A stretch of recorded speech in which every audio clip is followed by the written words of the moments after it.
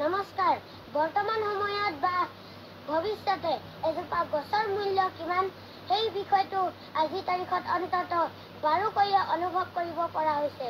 আজি এই ভিডিঅ'টিৰ জৰিয়তে এই মাধ্যমৰ অৰ্থাৎ ফেচবুকৰ মোৰ যিসকল দাদা বাইদেউ আছে সেইসকলক উদ্দেশ্যি দুটামান কথা ক'ব বিচাৰিছোঁ। আপোনালোকে প্ৰতি বছৰে 500,000 টকা খৰচ কৰি জন্মদিন উদযাপন কৰি আহিছে নহয় জানো? বিগত সময়ৰ জন্মদিনৰ স্মৃতি হিচাপে আজিৰ তাৰিখত দেখুৱাব পৰাকৈ কিবা এটা স্মৃতি আছেগৈ নে? নিশ্চয় অধিকাংশৰে নাই। সেই 1,500 টকীয়াৰ কেকটো সমান্তৰালভাৱে প্ৰতি বছৰে মাত্ৰ 100-150 টকাৰ একোটা গছপুলিও যদি ৰোপণ কৰিলেহেঁতেন কিমান যে ভাল লগা একোটা স্মৃতি ৰৈ গ'লহেঁতেন। যিসমূহ গছ-গছনিয়ে জীৱ-জন্তুক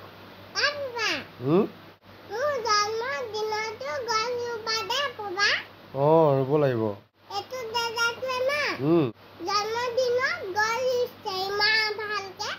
হয় নি?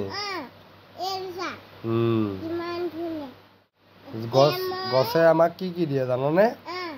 কি কি দিয়ে?